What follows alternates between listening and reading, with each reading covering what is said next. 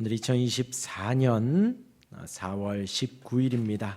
오늘 금요 기도회 베드로전서 2장 10절에서 12절까지의 말씀으로 하나님께 영광을 돌리라는 제목으로 잠시 은혜를 나누겠습니다. 우리 정민호 집사님, 웰컴 투 코리아, 웰컴 투 아워 철치 환영합니다. 무사히 귀국하셔서 감사합니다.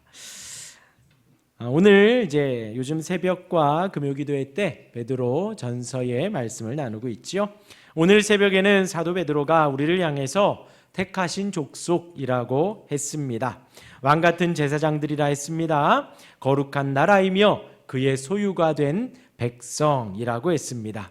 하나님께서 우리를 높여 주신 것이지요. 택하신 족속이라 하면 택하신 족속은 이스라엘 백성을 말합니다. 성경 안에서 이스라엘 백성이 택하신 족속이지요. 그리고 아브라함과 같은 하나님의 택하심, 그 택하신 족속에 우리를 똑같은 반열로 올려주셨습니다. 또한 우리로 제사장들을 삼아주셨습니다. 당시에 제사장은요, 백성들과 하나님 사이에 중재 역할을 했습니다.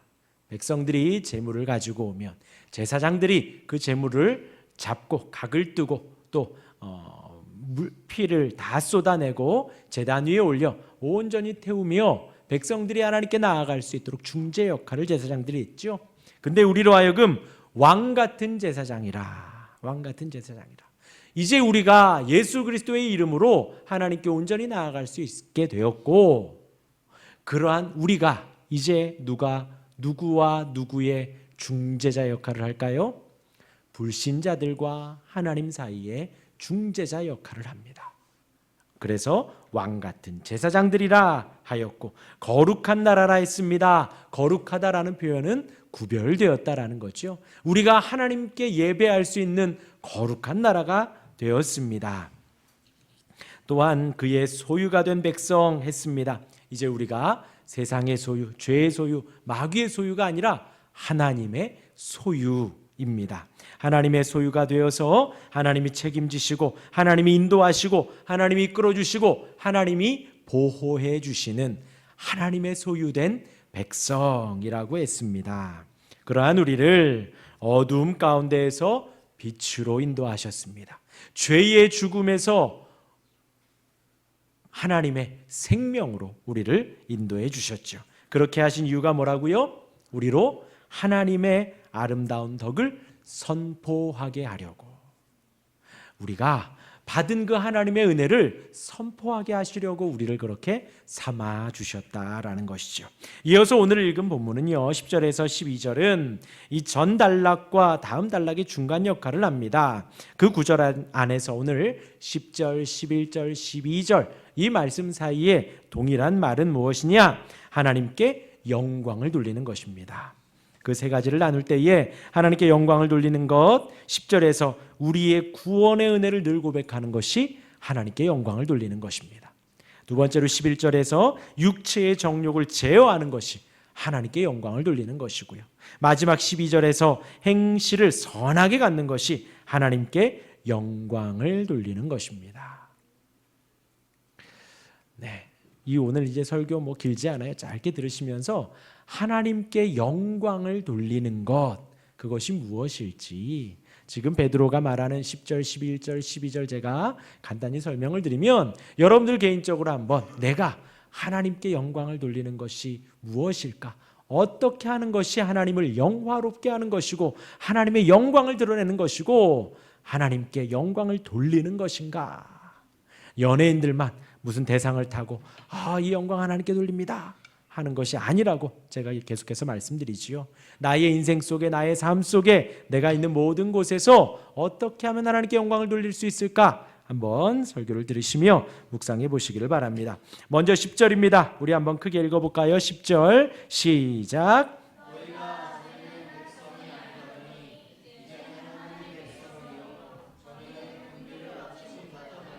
이제는 긍휼을 얻은 자니라.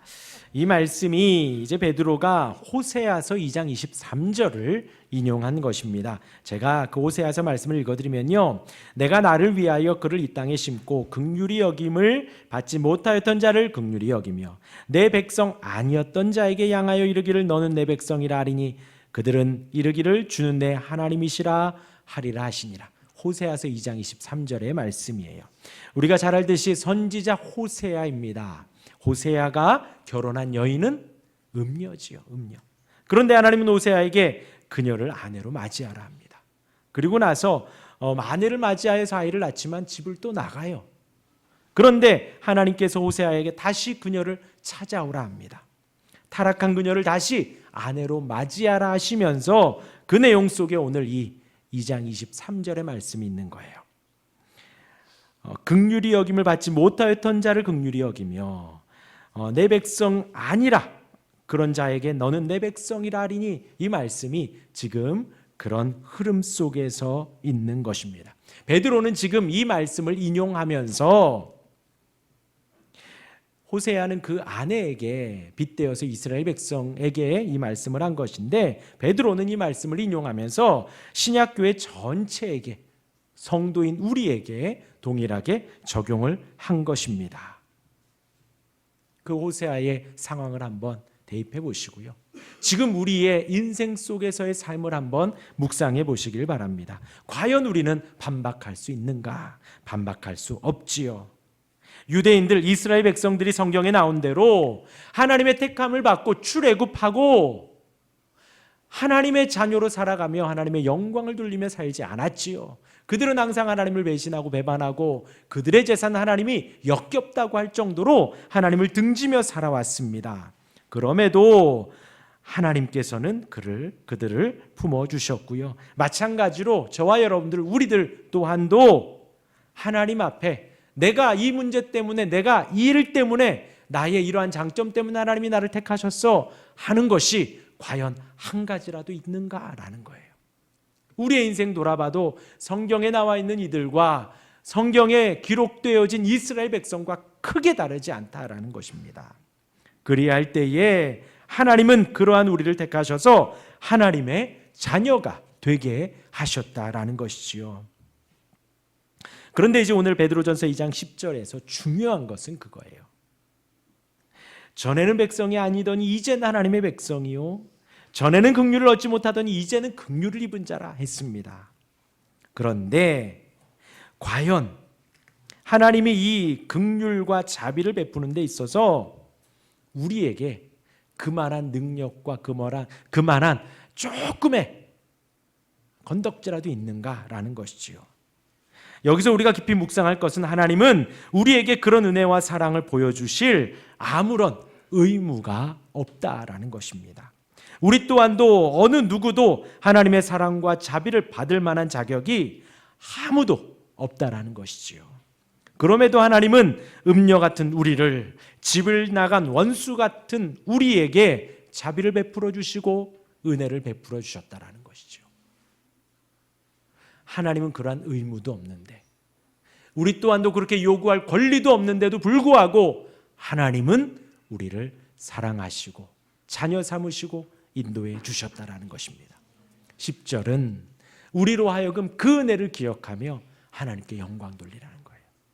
나에게 그 어떤 내세울 것도 없고 하나님이 나를 택하셔야 하는 그 어떤 의무도 없지만 하나님이 우리를 택하여 주셨다라는 것입니다. 두 번째입니다. 우리 11절 우리 함께 읽겠습니다. 시작. 사랑하는 자들아, 거류민과 나그네 같은 너희를 권하노니 영혼을 거슬러 싸우는 육체의 정욕을 제어하라. 하나님께서는 아무 자격 없는 우리에게 그 신뢰와 사랑을 주셨습니다. 하나님의 백성 되게 하셨습니다. 긍휼을 입히셨지요. 그런 성도들에게 베드로는 하나님께 영광을 돌리기 위해서 11절에 뭐라고요? 육체의 정욕을 제어하라. 이 말씀을 시작하며 11절에 사랑하는 자들아 합니다. 되게 지금 열정적으로 되게 사랑한다라는 거예요. 하나님께서 사랑하는 자들아 라고 시작을 하면서 그들을 향해서 거류민 또한 나그네라고 표합니다. 여기서 거류민이라고 하면 고향이 아닌 다른 곳에 사는 사람들입니다. 타향에서 사는 사람들을 거류민이라고 하고요. 나그네는 외국 땅에 잠시 머무는 방문객을 말합니다. 우리 정민호 집사님이 호주에 잠시 갔다 온 것처럼 잠시 머무는 것, 그것을 이제 나그네, 이렇게 잠시 머무는 것을 그렇게 말을 하지요. 그렇지? 그렇지? 현도야? 그렇지. 잘 듣고 있어. 그래. 양심이 있으면 회개하겠죠. 네. 약간 다르지만 이제 고향을 떠나왔다라는 말에서 거류민과 나그네는 비슷한 흐름 속에 있습니다. 생각해 보면 저와 여러분들 마찬가지죠. 우리가 천국의 그 영광을 바라며 천국 본향을 향하여 살아가지만 우리가 이 땅에서 거류민과 나그네로 살아가는 것입니다. 얼마나 감사합니까? 우리가 갈 수 있는 그 천국이 있다라는 것이에요. 우리가 이 땅에서 힘겹고 어렵고 시리에 빠지고 낙심될 때에 우리를 일으킬 수 있는 소망이 무엇이냐? 바로 천국 소망이라는 것입니다. 얼마나 감사한지요. 그렇게 거류민과 나그네이기에 이 땅에서 천국을 향하는 영혼을 따라 살아갑니다. 천국을 향하는 것, 그것이 바로 영혼을 따라간다라는 거예요.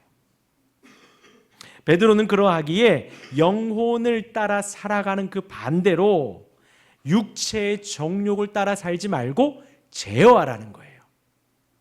영혼을 따라 살아가는 것, 천국을 향하는 것. 그리고 그 반대로 사는 건 육체의 정욕을 따라 살아가는데 그것을 제어하라는 것이죠. 천국은 두 가지입니다. 하나는 우리가 죽어서 가는 곳이 바로 천국이지요. 주님 다시 오실 때 완성되고 우리가 갈 수 있는 그 천국이 있습니다. 지난 수요일에도 마찬가지였죠. 나누었습니다. 그리고 우리가 이 땅에서도 천국의 은혜를 맛봅니다. 이 땅에서도 하나님의 공의와 평강을 맛보지요. 하나님의 공의가 성취되어 갈 때에 우리는 천국을 누립니다. 그리고 하나님이 우리에게 평강을 주실 때에 우리는 천국을 누립니다. 그래서 이 땅에서 그 천국을, 이 땅에서 누리는 공의와 평강과 또한 하나님의 사랑과 자비와 은혜를 누리며 천국을 누리며 살아가는 거예요. 그래서 우리 지난 수요일 날 말씀 끝나고 찬양했듯이 초막이나 궁궐이나 내 주 예수 모신 곳이 그 어디나 하늘나라. 그 천국을 소망하며 살아가는 가운데 천국을 소망하며 살아가면서 우리가 육체의 정욕을 제어한다는 거예요. 이것은 이 역할 따로 이 역할 따로가 아니라 이게 동시적으로 이루어진다는 거죠. 육체의 정욕을 제어할 때 천국을 소망할 수가 있고 천국을 소망하며 살아갈 때 우리가 육체의 정욕을 제어할 수 있다는 거예요. 여러분, 우리가 주님 다시 오실 때까지 이 세상을 살아가는데 이 세상은 죄로 가득합니다. 이 환경을 과연 벗어날 수 있나요? 없습니다. 여기에서도 그렇게 떠들고 싶은데요. 그렇죠? 그렇죠. 지금도 그렇게 말하고 있어요. 우리로 하여금 자꾸 떠들고 싶고 자꾸 핸드폰 보고 싶고 자꾸 눈을 감고 싶고 자고 싶고 찡찡거리고 싶고 우리가 이 세상을 살아가며 그 어디나 봐도 천국이 아니라 육체의 정욕을 이루며 살아간다라는 거예요. 도피할 수 없다는 것이죠. 죄로 가득한 본성 가운데 자유로울 수 없고 없앨 수 없다라는 거예요. 하지만 오늘 베드로는 뭐라고 하냐? 그것을 절제할 수 있고 제어할 수 있다라는 거예요. 금할 수 있다라는 것입니다. 우리는 죄로 가득한 욕심들을 그 시작부터 통제하고 제쳐놓을 수 있다라는 거예요. 제어한다라는 말이 거리를 좀 둔다라는 거예요. 부부간에 거리를 둔다는 것이 아니고 이렇게 죄로부터 약간 육체의 정욕에서 거리를 두는 거예요. 참는 거예요. 죄로 가득한 욕심들, 육체의 정욕을 참고 거리를 두는 것입니다. 그러려면 지속적으로 신경을 써야 해요. 지속적으로. 경각심을 가지고 있어야 합니다. 쉽지 않지만 우리가 항상 그렇게 생각하고 마음에 품어야 한다는 것이에요. 왜 그렇게 해야 하는가? 그렇게 경각심을 가지고 있지 않으면 이 육체의 소욕대로 그냥 세상의 흐름대로 그렇게 살아가게 된다는 것이지요. 그것은 곧 영혼을 거스르는 거예요. 천국을 소망함을 거스르는 것입니다. 하나님의 것을 거스르고 하나님의 뜻을 반하며 하나님이 원하는 것이 아니기 때문에 여기서 싸우다라는 말은 현재형 동사입니다. 문자적 의미로는 계속적으로 싸움을 일으키다. 누가 일으켜요? 성도들은 계속적으로 제어해야 되는데 악한 욕심들이, 세상의 그 욕심들이 우리로 하여금 계속적으로 싸움을 거는 거예요. 우리가 살아가는 동안 이 싸움은 계속된다는 거죠. 제가 말씀을 드렸지만 정리하면 영혼을 거슬러 싸움을 걸어오는 육체의 정욕을 참고 제어하고 경각심을 갖고 거리를 두라는 것입니다. 근데 계속 말씀드리지만요, 우리가 죄를 바라면서 죄 짓지 말아야지 핸드폰을 보고 있으면서 난 더 이상 핸드폰 중독을 막아야지 아니라는 거예요. 돌아서서 하나님을 바라봐야 된다는 거죠. 이것을 내려놓고 말씀을 듣고 그 있는 곳을 벗어나 예배당으로 나아오고 다른 것들 뒤로하고 우리가 기도하는 시간을 영혼을 향하는 그 천국을 향하는 우리의 삶 속에서 육체의 정욕을 제어할 수 있다는 것입니다. 그러한 삶이 하나님께 영광을 돌리는 삶입니다. 마지막입니다. 우리 11절 함께 읽겠습니다. 시작. 너희가 이방인 중에서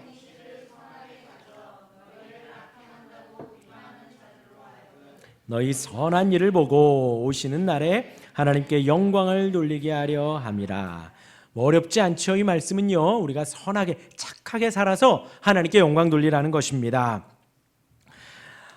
내 육체의 정욕을 제어하라 이 말씀하시고 바로 또 이 말씀을 하시는 거예요. 그러니까 이 두 개가 따로 떨어진 게 아니라는 거죠. 같은 거예요.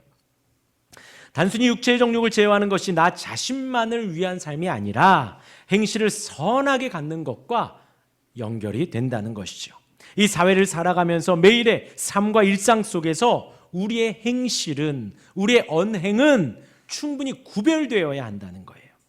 세상의 탐욕과 욕심을 뒤로하고 거짓과 욕하고 공격하는 것은 뒤로하고 세상의 그런 흐름을 역행하여서 하나님의 뜻을 구별하여 선하게 살아가라는 것입니다. 이 선하게 산다라는 것이 성경 전체에 나옵니다. 근데 이제 제가 오늘 딱 두 가지만 말씀을 드릴 텐데요. 여러 가지가 있을 수 있지만 누가복음에서 세례 요한이 선포합니다. 광야에서 거기 모인 사람들에게 세례를 선포하며 죄 사함에 세례를 선포할 때 이렇게 말을 해요. 누가복음 3장 10절인데요. 무리가 물어 이르되 그러면 우리가 무엇을 하리까? 요한의 설교를 들은 이들이 나와서 이제 우리가 뭘 하면 되겠습니까? 물은 거예요. 그러니까 요한이 말합니다. 대답하여 이르되 옷 두 벌 있는 자는 옷 없는 자에게 나눠줄 것이요. 또 먹을 것이 있는 자도 그렇게 할 것이니라 하고 자신이 있는 것을 나눠주라는 거예요. 내가 먹었으면 됐다라는 거죠. 4배 찼으면 그 이상은 또 나누어 주라는 것입니다. 12절에 그래요. 세리들 그때 당시에 유대인들에게 세금을 걷던 그 사람들 세리들도 세례를 받고자 하여 와서 이르되 선생이여 우리는 무엇을 하리까 하매 13절에 이르되 부과된 것 외에는 거주지 말라. 그러니까 로마에서 부과라고 한 것. 근데 그때 당시에 세리는 막강한 권력을 가지고 있었습니다. 모든 것을 콕콕 집어서 세금을 징수할 수 있었다라는 거죠.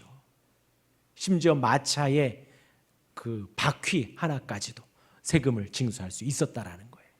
근데 그 세례 요한이 뭐라 그래요? 부과된 것 외에는 거두지 말라. 또 14절에 군인들도 묻습니다. 우리는 무엇을 하리까 하며 사람들에게 강탈하지 마시고 강탈하지 말고 거짓으로 고발하지도 말고 받는 급료를 족한 줄로 알라. 예. 왜냐하면 군인이니까 사람들에게 강탈할 수 있었나 봐요. 그러지 말라는 거죠. 이것이 세례 요한의 가르침입니다. 이때 당시에 세상의 흐름은 그냥 이렇게 살아도 사람들이 뭐라 하지 않는, 그런데 세례 요한은 하나님의 말씀에 따라 세상 사람들 뭐라 그러지 않는다 하여도 그 세상의 흐름 따라 살지 말라는 거예요. 세리들 그 부과된 것만, 군인들 강탈하지 말라는 거예요. 이것이 세례 요한의 가르침이고, 예수님은 팔복에서 또 한 말씀 하시지요. 마태복음 5장 38절 이하인데요. 또 눈은 눈으로 이는 이로 갚으라였다는 것을 너희가 들었으니, 이 말씀 다 아시죠? 눈은 눈으로. 왜 하나님께서 구약에 이 말씀을 하셨는지요? 사람들이 눈은 눈으로 이는 이로, 눈은 눈까지만 하라는 거예요. 이는 이까지만 하라는 거죠. 내가 이 사람 해가지고 내 이가 빠졌어요. 그러면 어디까지만 하라고요? 그 사람 이 하나만 빼라는 거예요. 내 이 하나만 빠졌으면. 근데 사람이 복수하려면 어떻게 해요? 내 이빨 하나 빠졌으면 어떻게 해야 돼? 하나로 성에 차요? 아니죠. 강냉이 탈탈 털어야죠. 하나 빼앗겼으면 어떻게 해요? 복수하려면 세네 개 해야 돼요. 그러니까 하나님께서 우리의 악함을 아시기에 눈은 눈까지만, 이는 이까지만. 그런데 악한 사람들이 이것을 또 악용해서 내 눈 하나 빠진 걸 그대로 또 복수를 하고 있으니 예수님이 말씀하시는 거예요. 나는 너희에게 이르노니 악한 자를 대적하지 말라. 내 것 빼앗겼다고 대적하지 말라는 거예요. 누구든지 내 오른뼘 뺨을 치거든 똑같이 오른뼘 뺨을 치거라. 아니죠. 오른뼘 뺨이라 그랬어요. 오른뼘 뺨을 맞으려면 이렇게 쳐야 됩니다. 근데 이렇게 쳤어요. 더 기분 나쁘게. 이렇게 맞는 거예요. 그러면 똑같이 오른뼘 뺨을 치거란가요? 아니에요. 오른뼘 뺨을 맞으면 왼뺨도 돌려대라. 내 이야기가 아니라 예수님이 그렇게 말씀하셨다라는 거예요. 또 너를 고발하려 하여 속옷을 가지고자 하는 자에게 겉옷까지도 주라는 거예요. 누구든지 너로 억지로 오리를 가게 하거든 그 사람과 십리를 동행하고, 내게 구하는 자에게 주며 내게 꾸고자 하는 자에게 거절하지 말라. 이 말씀하시고 마지막 단락에 뭐라 하시냐? 하나님 아버지의 온전하심 같이 너희도 그의 백성처럼, 그의 자녀들처럼 온전함을 나타내라는 것이지요. 하나님의 택한 백성들, 팔복을 선포한 그 백성들에게 이렇게 살아가라 말씀을 하시는 것입니다. 어떻게 보면 좀 억울할 수도 있습니다. 마음은 속이 탈 수도 있지만 이것이 누구의 명령이에요? 우리를 구원하신 예수님의 명령입니다. 우리의 유일한 구원자 되신 주님의 명령이에요. 조금 억울하지만 이 삶이 하나님의 영광을 드러내는 삶입니다. 그 주님이 우리를 죽음에서 생명으로 인도하셨습니다. 어둠에서 빛으로 인도하셨습니다. 하나님의 원수였던 우리를 하나님의 백성으로, 하나님의 자녀로 삼아 주셨습니다. 우리는 하나님께 영광 돌리기에, 아까 좀 억울하다 그랬죠.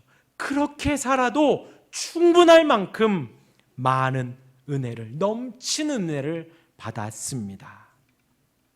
우리가 사는 모든 시간 속에서, 우리가 살아가는 모든 장소 가운데, 우리가 만나는 모든 사람들로부터 하나님의 이름을 높일 수 있는 우리가 되기를 바랍니다. 하나님의 영광을 드러낼 수 있는 우리가 되기를 주님의 이름으로 축원합니다.